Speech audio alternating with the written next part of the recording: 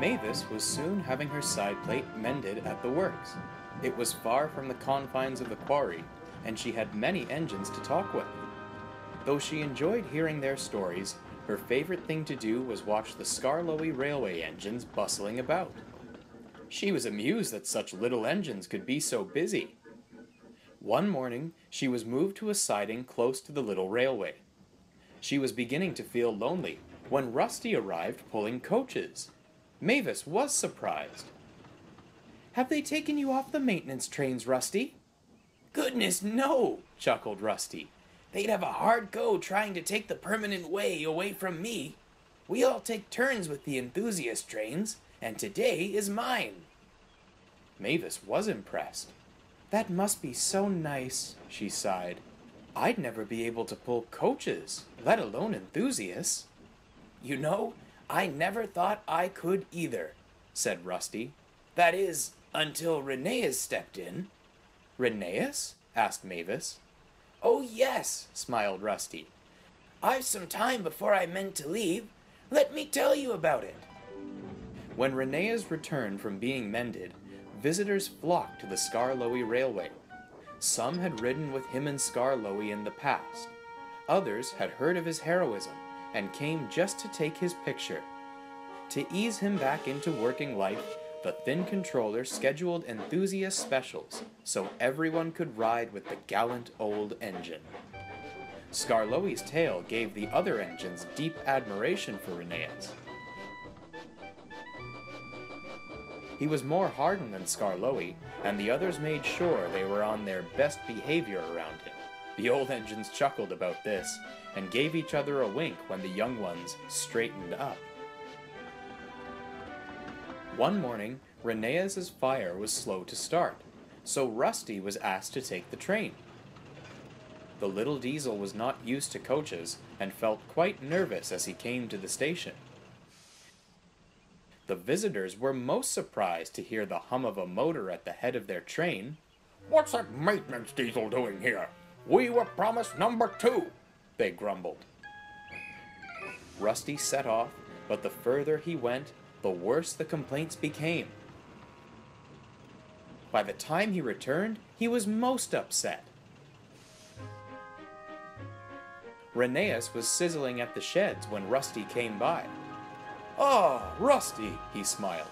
"Thank you for standing in for me. No troubles, I presume?" "Well, Rusty stammered, and he recounted what happened.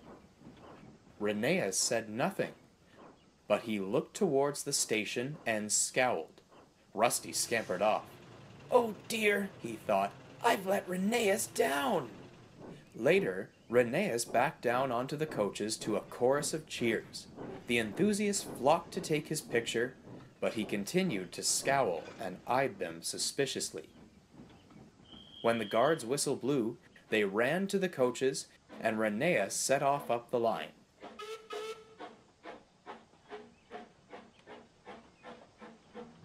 The journey to the top station was smooth as ever. The visitors' cameras clicked and flashed as they photographed the beautiful landscape. The Thin Controller was on board too, telling tales of the line's early years. The old coaches tittered happily. They hadn't been so full in years. But Rheneas remained stoic and silent. Soon they slowed as they approached the loop line. Rusty and the Permanent Way gang waited to let Rheneas pass. The visitors sniffed rudely. "We're trying to get nice pictures of the line," said one man. "Not that scruffy maintenance diesel." Rusty looked at his buffers. He felt like crying. Suddenly, there was a great screeching noise. Everyone jumped in surprise as Rheneas came to a complete standstill. "What the devil?" pondered the driver. He couldn't do a thing to make Rheneas move. Everyone came to look at the old engine. They checked his valves and brakes, but nothing seemed out of sorts. "What's the matter, Rheneas?" asked the Thin Controller. "Is everything all right?" "No, sir, it is not," came the blunt reply. "I will not move another wheel until this disrespect comes to an end." The thin controller was taken aback. What do you mean? These enthusiasts say they have a love for our line, but have shown nothing but rudeness to Rusty.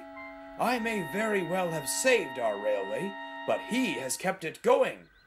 It would be rough riding were it not for his dedication. Rusty was thrilled to bits. He hadn't expected Rheneas to vouch for him. So, finished Rheneas, unless these visitors change their tune, they can jolly well walk back to Crovan's gate. The thin controller was red in the face and speechless. You're absolutely right, Rheneas. Everyone turned to one of the visitors. I rode this railway in its early days. The men tried hard, but they couldn't juggle driving engines, fixing coaches, and maintaining the line.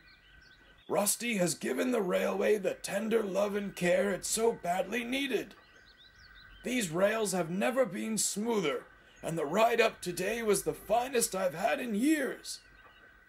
The other enthusiasts were very ashamed. They knew the elderly man was right. Rusty, said one, we're very sorry. You've done wonders to these rails. Even better maintained than the Fat Controller's railway, said another. Hear, hear, cried the rest.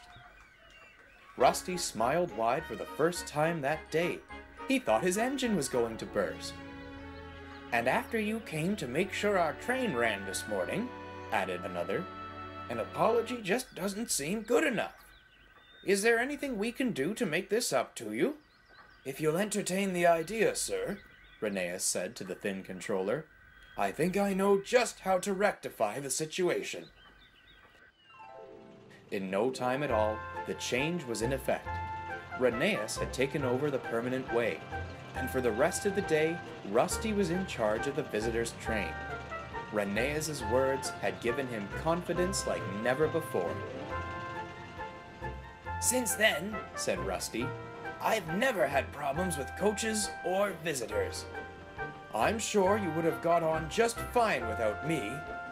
The two engines looked to see Rheneas pulling into the platform. You've always been a hard worker, Rusty.